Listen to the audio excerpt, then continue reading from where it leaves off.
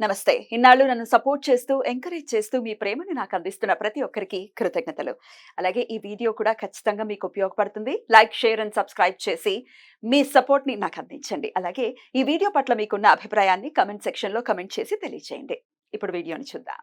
నమస్తే.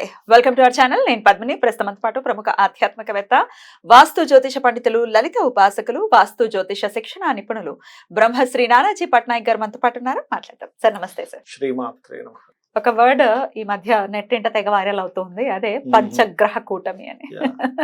యాక్చువల్ గా మాట్లాడుకుంటే కొంతమంది ఆస్ట్రాలజర్స్ ఖచ్చితంగా కన్సిడర్ చేసేటటువంటి పాయింట్ యురానస్ ని కూడా చూస్తారు. యురానస్ అండ్ నెప్ట్యూన్ ని కూడా ఖచ్చితంగా క్యాలిక్యులేట్ చేస్తారు. కాబట్టి యురానస్ కూడా వస్తోంది వృషభ రాశిలోకి. అప్పుడు షష్టగ్రహ కూటమి అని ఖచ్చితంగా చెప్పుకోవచ్చు. మరి మీరు చూస్తారా యురానస్ ని?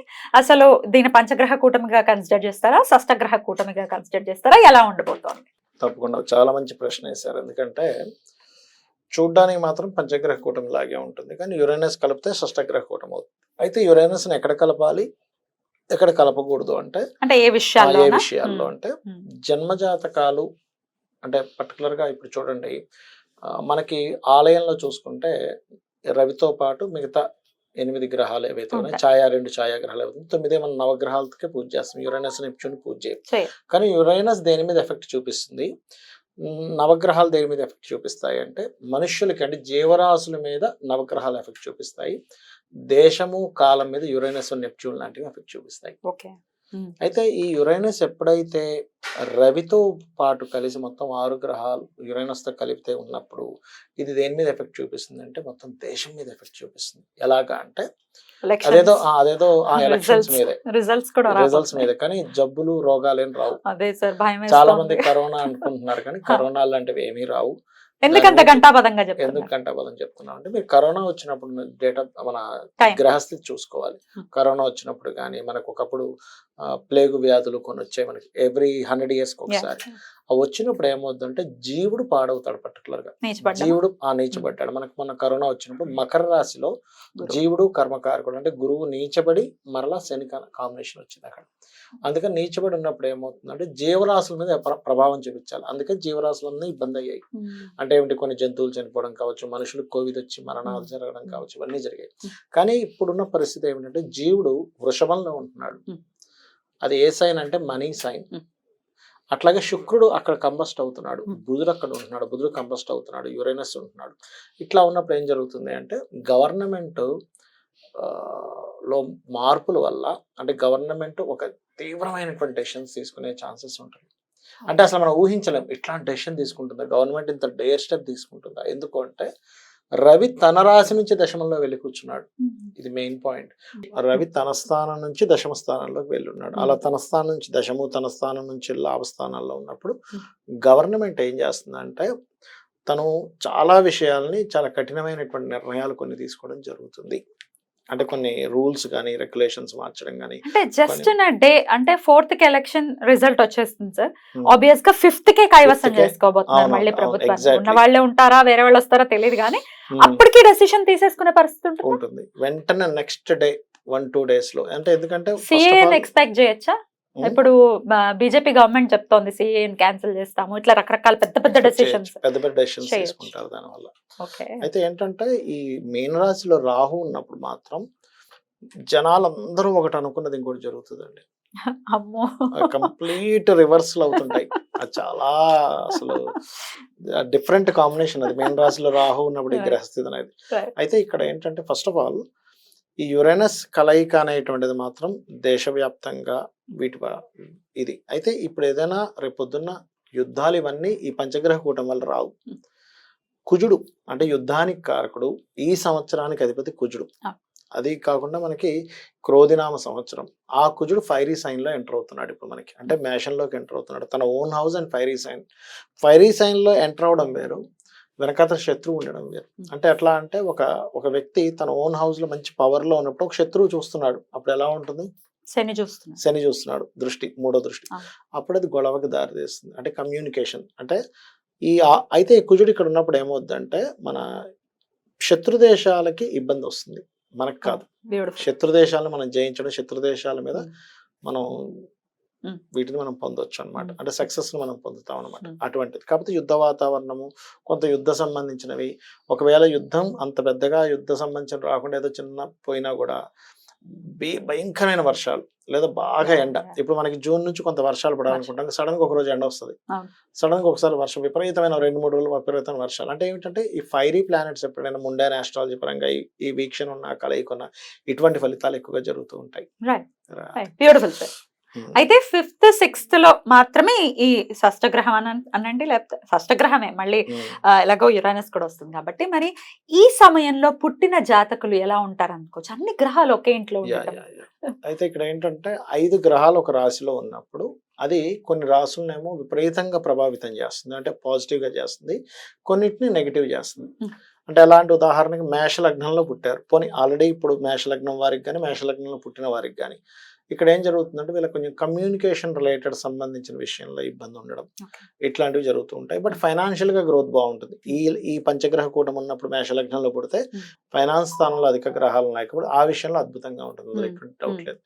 అదే వృషభం అనుకోండి, వీళ్ళు కూడా కొంత ఫైనాన్స్ ఒకటి అండ్ అట్లా, అంటే ఫైనాన్స్ విషయంలో జాగ్రత్తగా ఉండాలి. వృషభంలో పుడితే అప్పులు ఇవ్వడం తీసుకునే విషయాల్లో జాగ్రత్తగా ఉండాలి. ఎట్ ది సేమ్ టైం కొంత షేర్ మార్కెటింగ్ విషయంలో జాగ్రత్తగా ఉండాలని చెప్పొచ్చు. అంటే అన్ని గ్రహాలు ఉన్నప్పుడు ఏమవుతుందంటే అనేకమైనటువంటి విద్యలు నేర్చుకుంటారు బికాస్ ఆఫ్ 4th లార్డ్ లగ్నంలో ఉన్నందుకు. ఇట్లా రకరకాలుగా లగ్నాన్ని బట్టి మిథునం అయితే గనక విదేశాల్లో ఎక్కువ స్థిరపడడానికి ఇష్టపడతారు బికాస్ ఆఫ్ 12th హౌస్ లో అధిక గ్రహాలు ఉన్నాయి కదా. అంటే ఈ లగ్నానికి గ్రహాలు ఎక్కువ ఎక్కడ ఉన్నాయో దాని ప్రభావం ఎక్కువగా ఉంటుంది, అవి ఎక్కువగా తీసుకుంటారు. అదే ఇప్పుడు కర్కాటకం అనుకోండి, లాభం కాబట్టి ఎక్కువ బిజినెస్ చేయాలని ఇంట్రెస్ట్ ఉంటుంది, బిజినెస్ చేస్తాను, బిజినెస్ తప్పితే ఇంకోటి, అది కూడా అంటే ఫారెన్ బిజినెస్, ఎందుకంటే లాభం నుంచి మరో లాభంలో రాహు ఉన్నాడు కదా, అందుకని ఫారెన్ రిలేటెడ్ బిజినెస్ చేస్తాను అంటుంటారు ఈ కర్కాటకంలో పడితే ఈ కాంబినేషన్. అదే సింహం అనుకోండి, వర్క్ ఓరియంటెడ్ ఉంటారు, పని ఎప్పుడు పని పని పని అని ఉంటారు. ఆల్ ఆఫ్ సడన్ గా పనులు మారుతూ ఉంటాయి వీళ్ళకి బికాస్ ఆఫ్ అష్టమంలో ఉన్నాడు రాజయోగ కారకుడు వెళ్ళి, అందుకని ఇట్లాంటివి జరుగుతాయి. అదే కన్య అనుకోండి, వీళ్ళకి ఏం జరుగుతుందంటే వీళ్ళకి కూడా కొంతవరకు అంటే హయ్యర్ ఎడ్యుకేషన్ ఎక్కువ చదువుతారు భాగ్యంలో అధిక గ్రహాలు ఉన్నందుకు. కాకపోతే ఏంటంటే కాస్త ఈ ఏదైనా క్రియేటివ్ రిలేటెడ్ ఎక్కువ చదవడానికి ఇష్టపడతారు వీరు. అండ్ అలాగే మనకి తుల అనుకోండి, ఉదాహరణ తులలో పుట్టారు అనుకోండి, వీళ్ళు బయట దేశానికి వెళ్ళేటువంటిది, ఇంకా చెప్పాలంటే వీళ్ళకి కూడా కొంచెం ఇన్సూరెన్సెస్ రిలేటెడ్, లేకపోతే ఆల్ ఆఫ్ సడన్ గా కొన్ని మార్పులు, అంటే వీళ్ళ లైఫ్ లో ఎలా ఉంటుంది అంటే 8th హౌస్ లో ఎక్కువ గ్రహాలు ఉన్నప్పుడు లైఫ్ ఒకటి ప్యాటర్న్ ఇలా వెళ్తూ ఉంటే సడన్ గా మళ్ళీ టర్నింగ్ తీసుకొని ఇంకో దాంట్లోకి వెళ్తూ ఉంటుంది. కానీ అష్టమంలో ఉండేవన్నీ కష్టపెడతాయి అంటారు కదా, సడన్ చేంజెస్ కూడా ఇస్తాయి, కష్టపెట్టడం అని కాదు. బట్ అష్టమంలో ఉండే గ్రహాలని రెండుని చూస్తున్నాయి కదా, ఫైనాన్స్ గ్రోత్ కూడా ఇస్తాడు. అంటే ఈ లగ్నంలో ఎవరైనా పుడితే ఈ కాంబినేషన్స్ లో, ధనస్సులో వృచ్చికంలో పుట్టారు అనుకోండి, వృచ్చికంలో పుట్టినప్పుడు గురుబలం ఉంటుంది వారికి, పర్టికులర్ గా సప్తమంలో అధిక గ్రహాలు ఉంటున్నాయి.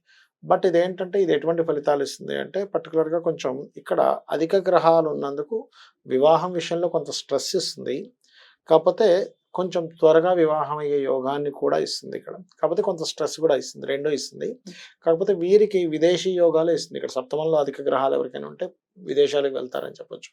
అంటే ఈ వృశ్చిక లగ్నంలో ఎవరైనా ఈ పంచగ్రహ కూటమినప్పుడు కనుక జన్మిస్తే బయట దేశాలకు వెళ్తారని చెప్పొచ్చు.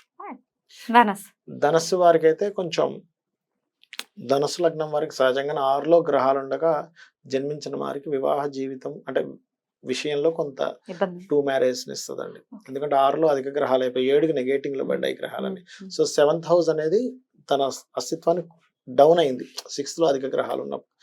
సర్వసాధారణంగానే ధనుర్లగ్నం అంటేనే మీకు వృషభంలో ఏదైనా గ్రహం ఉంది అంటే ఆ మహాదశలు వచ్చినప్పుడు ముఖ్యంగా వివాహ జీవితం జాగ్రత్తగా ఉండాలని చెప్తూ ఉంటాం. ఏ గ్రహమైనా వృషభంలో గ్రహం ఉంది, ఆ మహాదశ అంతర్దశ వచ్చింది, కళ్ళు మూసుకొని చెప్పొచ్చు మీకు ఇప్పుడు వివాహ జీవితంలో ఇబ్బంది ఉంది అని. పక్కాగా కొన్నిసార్లు ఏమవుద్దంటే వాళ్ళు విదేశాలకు వెళ్ళడము, దూరంగా ఉండడము, లేకపోతే దూరం అవ్వడము, ఏదో కారణం చేత డిస్టర్బ్ అవ్వడం జరుగుతూ ఉంటుంది. అందులో పర్టికులర్గా శుక్రుడు ఉంటే ఇంకా ఎక్కువ ఇస్తుంది ప్రభావం అది. అండ్ అట్లాగే మకరం అనుకోండి, ఉదాహరణకి మకరంలో జన్మించిన వారికి సంతాన యోగం త్వరగా కలుగుతుందని చెప్పొచ్చు. అండ్ క్రియేటివ్ ఫీల్డ్స్ లో బాగా రాణిస్తారని చెప్పొచ్చు. మకరంలో పుడితే ఈ పంచగ్రహ కూటమిలో. కుంభం అనుకోండి, ఆస్తులు బాగా సంపాదించుకుంటారు, ఆస్తులు త్వరగా వివాహం అవడం, ఆస్తులు సంపాదించుకోవడం ఇట్లాంటివి ఎక్కువగా ఉంటాయి. అదే మీన రాశి అయితే గనక ఇంట్లో ఉండరు వీళ్ళు, మీన లగ్నంలో పుట్టారు ఈ పంచగ్రహ కూటమి సమయంలో, ఇంట్లో మొత్తం అసలు ఉండరు, ఎంతసేపు తిరుగుతూ బయట ఉంటారు. తిరగడం. చిన్నప్పుడేమో బయట తిరుగుతుంటారు, పెద్ద అయ్యాక దేశాలు తిరుగుతూ ఓ ఉంటారు. అట్లా ఉంటుంది. ఓకే. బట్ వ్యాపారవేత్తలు అవుతారు, ఎందుకంటే కమ్యూనికేషన్ హౌస్ లో ఉంది, రకరకాల వ్యక్తులతో మాట్లాడటం, ఈ యాక్టివేషన్ ఎక్కువైంది కదా, అందుకని. ఇక సర్వసాధారణంగా మామూలు వాళ్ళు ఇప్పుడు పుట్టడం ఇవన్నీ పక్కన పెట్టేస్తే ఈ మరి పంచగ్రహం కానీ షష్టగ్రహ కూటమి జరుగుతున్న ఈ 2 రోజుల్లో పర్టికులర్ గా Yeah. చంద్రుడు వెళ్ళిపోయిన తర్వాత కూడా పంచగ్రహం ఉంటుంది, కొన్నాళ్ల పాటు అయితే ఖచ్చితంగా ఉంటుంది. అంటే యురేనస్ తీసేస్తే చతుర్గ్రహ కూటం ఉంటుంది. చతుగ్రహ అది కూడా ఉంటుంది 4 గ్రహాలు కలిసి ఉన్నాయి కదా, రైట్. దాదాపుగా 1వ తేదీ నుంచే ఉంది అది Mm. చతుర్గ్రహ కూటం అనేది. Mm. 14 రోజులు ఉంటుంది యాక్చువల్ 14 రోజులు ఉంటుంది. ఉంటుంది. మరి ప్రత్యేకించి ఈ 5th కానీ 6th కానీ ఈ 2 days లో అయితే ఎట్లాంటి ఆరాధన చేసుకోమంటారు, ఎట్లాంటి విషయాల్లో జాగ్రత్తలు తీసుకోమంటారు ఒక్కసారి? ఒకటేనండి, నేను చెప్పేది ఒకటే అమ్మా. ఇక్కడ ఏంటంటే సూర్య భగవానుడు ఆరాధన ఎక్కువగా చేయాలి. ఎందుకు అంటే సూర్యుడితో కలిసి రెండు గ్రహాలు కంబస్ట్ లో ఉన్నాయి, కంబస్లో. శుక్రుడు బుధుడు. అంటే శుక్రుడు అంటే ఫైనాన్స్ కారకుడు, బుధుడు అంటే మనకి ఈ క్యాలిక్యులేషన్స్ లేకపోతే ఇట్లాంటి వాటికి Communication. కారకుడు, కమ్యూనికేషన్స్ కారకుడు. గురువు కూడా కంబస్ట్. గురువు కంబస్ట్ లో నుంచి పోతున్నాడు లక్కీగా ఆ పోతున్నాడా? టైంకి. ఓ. 5-6 తారీఖులకి వెళ్ళిపోతుంది, గురు మౌర్జం అయిపోతుంది. ఓ, అమ్మయ్య. అంటే అది ఒక సేవింగ్ ఫ్యాక్టర్ రిలీఫ్. మనకి. అందుకే గురుమౌఢ్యం అయిపోతుంది కాబట్టి జీవులకి ఏమి కాదని చెప్తున్నాను నేను. అంత కాన్ఫిడెంట్ గా రైట్. ఎందుకంటే పోతుంది కదా, కంబస్ట్ లో ఉంటే మనం ఏదైనా అనుకోవచ్చు, అమ్మో ఏమవుతుందేమో జీవులకి అని. అయితే ఇక్కడ ప్రాబ్లం ఎక్కడ వస్తుందంటే జీవుల్లో ప్రత్యేకంగా మనకి బార్డర్స్ దగ్గర ఉండే కొంచెం ఆర్మీ వాళ్ళకి మాత్రం ఎఫెక్ట్ ఇస్తుంది, because of Mars is aspected by Saturn కదా, అందుకని. సో సూర్య So, ఆరాధన సూర్య ఆరాధన ఎక్కువగా చేస్తుండాలి. ఈ శని కుజులు పరస్పర వీక్షణ ఉన్నందుకు గోవుకి క్యారెట్లు బెల్లము తినిపిస్తుండాలి. ఇవి తినిపిస్తున్నట్లయితే బాగుంటుంది. మరియు నవగ్రహాల్లో కుజ శని గ్రహాల దగ్గర దీపారాధన చేయడము, ఇవి గనక చేస్తూ ఉంటే సరిపోతుంది. రైట్ సార్, అద్భుతం సార్. ఇంట్లో ఒకవేళ చేసుకోవాలంటే అమ్మవారి ఇంట్లోదైతే లలిత అమ్మవారి యొక్క ఆరాధన చేయడం చేస్తూ ఉండాలి. ఇది ఎంత చేస్తుంటే అంత బాగుంటుంది. మెయిన్ గా సూర్య భగవాను చూస్తూ ఓం భానుమండల మధ్యస్థ భైరవి భగమాలిని అయి నమః చేసుకోవాలి. అద్భుతం అద్భుతం సార్. చాలా బ్యూటిఫుల్ గా ఎక్స్ప్లెయిన్ చేశారు సార్, ఎలా ఉండబోతుంది ఇది అనేది. సో ఇంట్రెస్టింగ్ కాంబినేషన్ ఇది. Yeah, yeah. మళ్ళీ ఎప్పుడో కానీ ఇట్లాంటి కాంబినేషన్ రాదు Next year కాబట్టి వస్తుంది. అమ్మో అయితే ఇంకా ఎలా ఉండబోతుంది. Yeah, anyways, thank you so very much sir. నమస్తే. శ్రీమాత్రే నమః.